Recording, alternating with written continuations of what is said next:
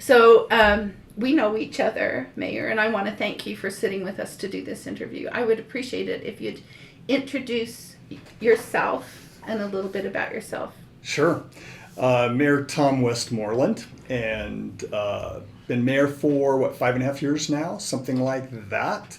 I was on the city council for 4 years prior, and have lived in Eagle Mountain since 2008. So my background is marketing and business development.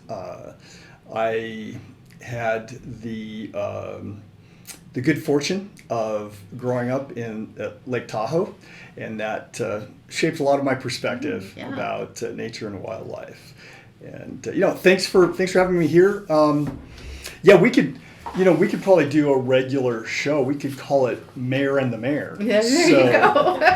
Yeah. That is right. I never try to usurp your title, but often when I introduce myself, they're like, just- I didn't know. Yeah, I need to start sending the complaints your There you way. go. So yeah. I don't think I could handle it as well as you do, though. Okay, so we prepared some questions for you to answer. Yes. The first one of these is, how important do you believe native open space and wildlife are to the residents of Eagle Mountain? And please, if you would, explain why you feel this way. Sure. Every time I talk to someone that lives here, why they moved here, there's just a really short list of reasons why. And that is consistently one of the reasons that people cite is, they like the open space. They like the views. They like the feel of being connected with nature, that small town feel in a big city. Which we think is a pretty cool thing, that we've been able to maintain the feel, even though we're the fourth largest city in Utah County. So we hear that from people all the time, and in every survey that the city does, that is mentioned as well. So in fact, all the time I was on council, people kept bringing that up. What are we going to do to protect the open space? And every time I inquired on, what can we do? The answers I usually got were, well, there's really not much we can do. And just shortly before I even became mayor, transitioning into office, I thought, well, we ought to at least try. And then we can say, look, we gave it our best shot, and we just couldn't make it happen. However, began talking to the landowners and developers, and let me maybe back up a little bit. We reached out to other cities, and other cities hadn't been able to do it either. Right. So we reached out to Department of Natural Resources to get their input and just kind of shape this perspective. And I ended up mostly relying on my sales marketing background, and went to the landowners and said, I know this is a big ask. We're asking a lot of you, but wouldn't it be great if we could preserve this land and all the wildlife in there, for the wildlife and for outdoor recreation? And those were not always comfortable conversations. I can imagine. But in the end, the vast majority said, you know what, you are right. Let's do this.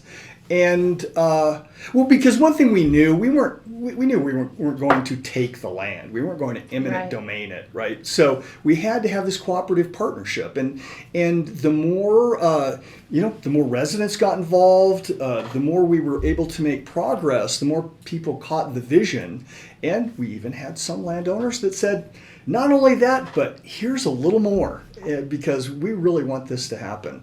So it's popular for everyone. Now, it's not always popular when you're trying to get the work done, Right. But the concept, everyone loves. Yeah, I think you did a really good job of summarizing the background. I appreciate that answer. Our second question is, what do you believe to be the most difficult issues faced by the city pertaining to the wildlife corridor, and what tools or incentives, if any, do you suggest could be used to overcome those obstacles? There are a number of tools, and maybe I should back up. There are a number of challenges, of course. We all wish we had enough big enough bank account just to write the check and buy Right. the land, right? That's where we'd like to be. We're not there yet, and it may be quite a few years before the city has any funds that even remotely come close to that. Problem is, by the time you get there, those lands are probably gone. Right, Mm-hmm. so now's the time to act. It's that land has value, and we can't afford to pay for it. So how do we do it? And certainly one of the first things that oftentimes comes up in talking to a landowner or a developer, someone that's contemplating developing that land, is density transfers Right. comes up. Right? And that starts getting other people uncomfortable because, well, I don't know. I don't know if I want density. But that is one of the tools. But really, what we need to do is create value. And there are a number of ways to do that. And not every landowner, not every developer is going to be in the same place or have the same needs. So another tool is a conservation easement, where there's no transfer of the land, but it's dedicated, or at least allowed to have some designed purposes, and one of which could be for wildlife or outdoor recreation or whatever it may be. Another thing that we could do is, for example, let's say there was a development that had larger lots. Well, larger lot developments don't typically need big parks in them, right? Right. That's usually for smaller single family type of living, where you need something bigger than your yard to go play in, right? But we can work with those larger style, the 1 acres to the 5 acres, and instead of them, I don't know how much I need to back up. The city does require things like parks and Yes. amenities in a development. So instead of requiring these, like a larger lot development, to build a park, what we could do is just ask them to dedicate some trails and open space through this larger lot development. And those things would fit really well together. Really, we have to come back to creating value. And that's something that would help us and help them at the same time. Oftentimes, it's real easy to see city or residents in opposition to landowners and developers. See, we're on the different sides and doing this tug of war, and neither one really appreciates or values the other. But we don't get as far as we could if we work together. It really is about working together Yes. and better understanding. So informing, educating, just like what you're doing here, helping people to understand really what the goals are and how we can go about it, what our tools are and what our tools are not. So when we are actually helping, Mr. Developer, you want to build some houses, you want to put in a neighborhood, let's help you do that. Let's create value, let's work together, because that way there's not only is there a spirit of trust, but we actually want him to do well, because then he can confidently invest in the things that we ask for, and everybody wins. So there's some other things too. I would love in fact, if anybody wants to write their congressman, one of the challenges that we have is some people would like to donate their land. However, the way it's set up right now, you have to you have to donate it at the value it's currently at, which is usually a base Right. ag value, which is not very much. Right. What they need in order for it to work for them, they need a higher value so they can pencil it, have a greater write-off.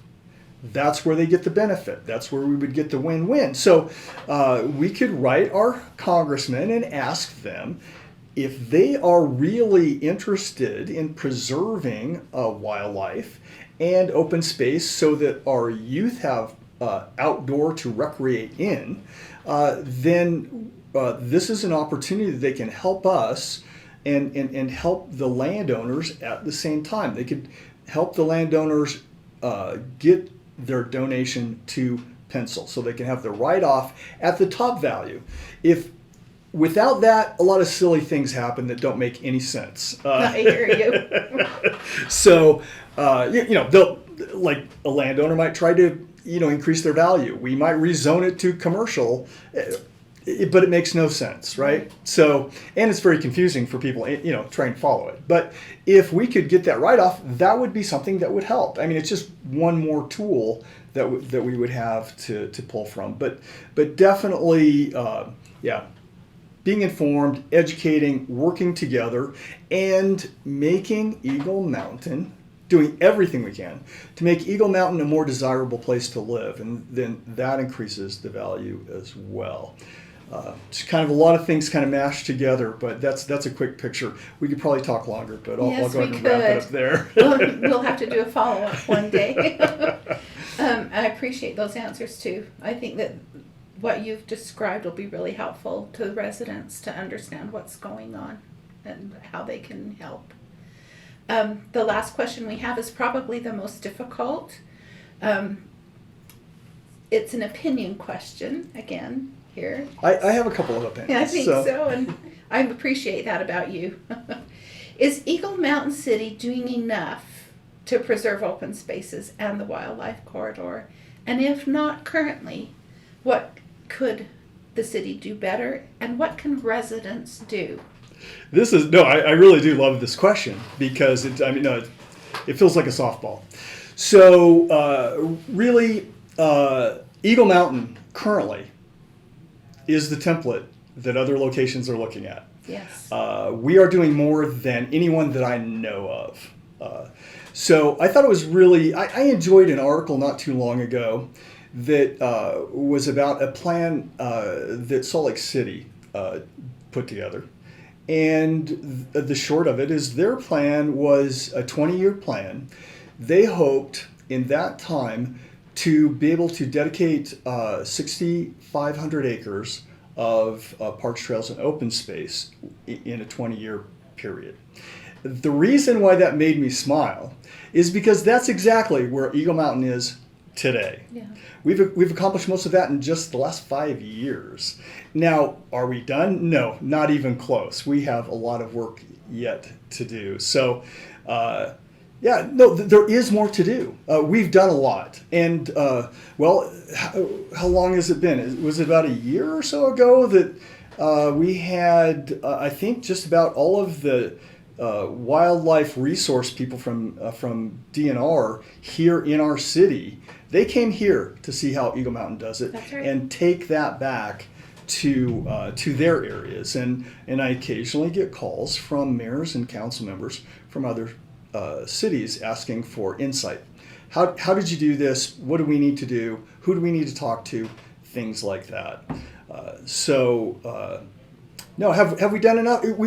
We've done more than anybody, but have we done enough? No. And is there more to do? There most definitely is more to do. So we have geographically, we have one of the largest cities in the state. Right. And the great thing is we have an opportunity to do it right. Unfortunately, most cities in their growth periods, they don't start thinking about it until it's too late. And then they try to figure out, okay, now what do we do? And it's much harder because once you've urbanized, once you have urban sprawl or city environment, what do you do with your wildlife? And I've talked to too many cities that just found themselves in a bad place where the deer became a safety hazard. They had Right. too many accidents, and it was life-threatening to the residents. And other places where the deer just became a nuisance, eating up everybody's flowers in their yards because the deer had no place to go.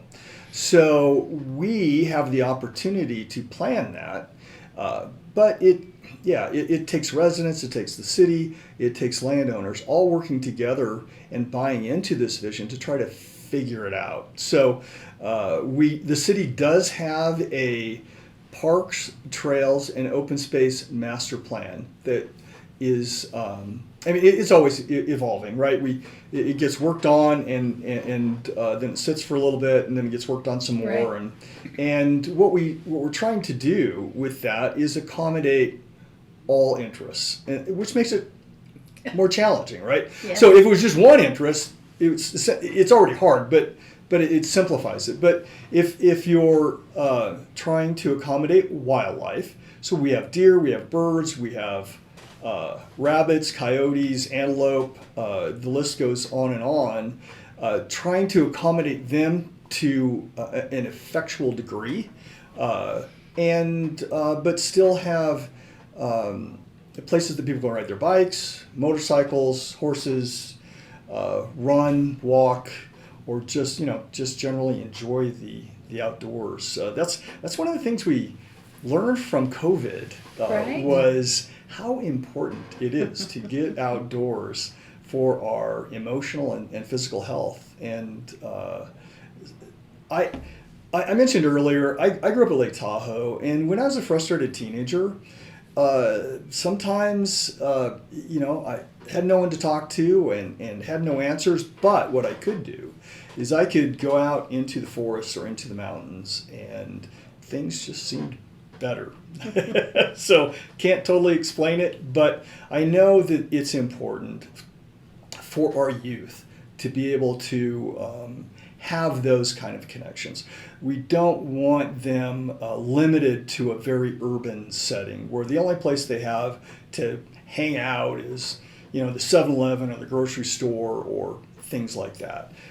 They need to be able to be active and just get outdoors and enjoy it and understand it, learn from it. In this time, most of our youth are limited, and it's easy for them to just rely on their electronic devices and get locked on that, and that really shrinks their growing up experience.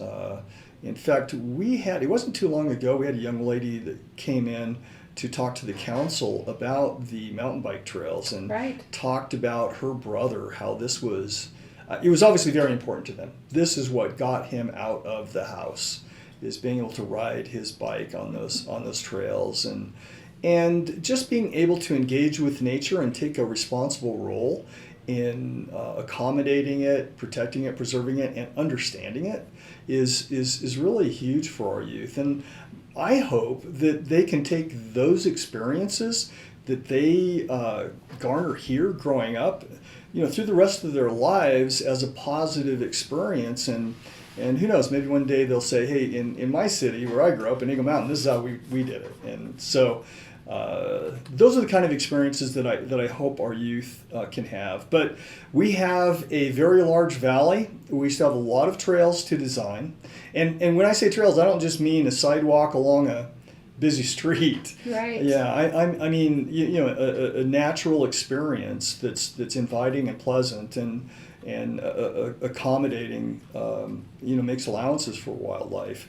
Where I live, even when I first moved in there, we frequently saw deer, and I noticed that just over the years they kind of tapered off. We didn't see them as much anymore, and so we need to look at what we can do. And speaking of what we can do, yes, developers are not the enemy. Landowners are not the enemy. Talk to them, get to know them, make them really like and want to invest in preserving that open space for recreation and wildlife, because it's not a real tough sell. Now, sometimes making the numbers work is a challenge, but it doesn't take a whole lot of effort. People naturally value that. They don't always know how to get there. Right. But if we work together, we can find ways to get there. And the more it becomes part of our identity, our brand, if you will, then it's expected. A developer coming here will say, hey, I've got this, I've been watching what's going on in Eagle Mountain. I got this great idea I want to try. What do you guys think? Right. Things like that. So it's not always density transfers, even though that will come up. But there are a lot of things we can do, and who knows? a lot of little things, if there's enough people involved, can add up to big things. Yes. For example, well, who would have thought? Well, we have Todd Black with us here. We haven't had a chance to mention him, but but he was a real find. If you don't mind me just inserting a little bit No, about do Todd, it, because I'm very grateful for Todd. Yeah. I tell him all the time, we prayed him and his job into existence in this city. Yes. Well, for the longest time we were. It seemed like a long time anyway. We were relying on residents and Division of Wildlife, right? And Yes. and we could have had Division of Wildlife here every single day, and they said, you know what, we have other areas to cover, so we can't do that. Yeah, I lobbied everyone I knew at the city staff. Of course, the mayor has a little bit of influence, right? So I said we need our own wildlife biologist, and we were just lucky to find Todd, and he's been a perfect fit because he knows a lot of people, he's seen a lot of stuff, he knows what he's talking about, and he can help sort things out for residents. Yes. And what's great, he's not a guy that just says, yeah, let's just find a way to take that land. No, he's a property rights guy, and so he loves wildlife, he loves the mule deer, but he has a great love for the Constitution as well, and so he's been a super asset for us. He can be places I can't be, and that's helped out a lot, and it's helped that education and information project, and it's the little things, the little projects that add up, things like planting, vegetation that's complementary to our wildlife. Before we came in here, we were just talking about adding to, so there's been a little bit of a focus on some of the raptor birds, and we need to continue that effort. There's been focus on the mule deer, collaring them so that the Division of Wildlife folks can track them and see where they go. And but there's layers to this, and it all adds up, and it creates a very interesting critical mass. And so we've been talking about the pollinators, the bees, the butterflies, and hummingbirds, and things like that. And all of those things add up, and those are little things we can do to plant vegetation that's complementary to them. And it just,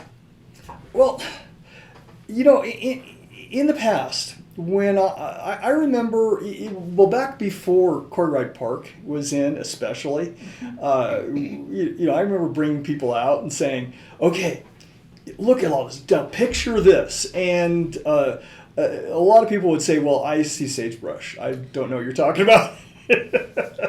But you start accommodating the wildlife, and it becomes part of your culture, and people notice and see it, and you become much more than sagebrush. And we are one of the youngest cities in the nation. We raise a lot of kids here, so we want them to have good memories, good growing up experiences, and they can take part in it.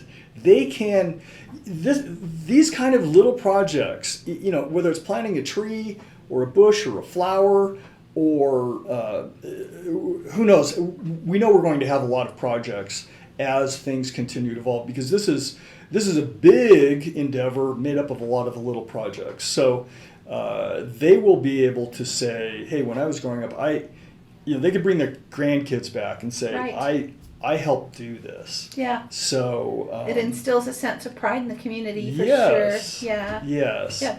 I think that we all are feeling that we realize that as citizens of Eagle Mountain, we're breaking important ground here and accomplishing things that are going to be better for us as a community in our mental health, our physical health, and the environmental health. So I want to thank you for your participation. Well, thank you for inviting me. I want to express my thanks to the Wildlife Alliance and all that you do. There's just, I can't be everywhere. Todd can't be everywhere, but this is an opportunity, you to really help engage residents and bring them in. And when somebody says, I'd like to help out, but I don't know what to do, I'm sure you have a list of We things. do, most definitely. But yeah, maybe we'll save that for another video. But thank you for inviting me, and love to talk more another date if that opportunity arises. Right. Thank you so much.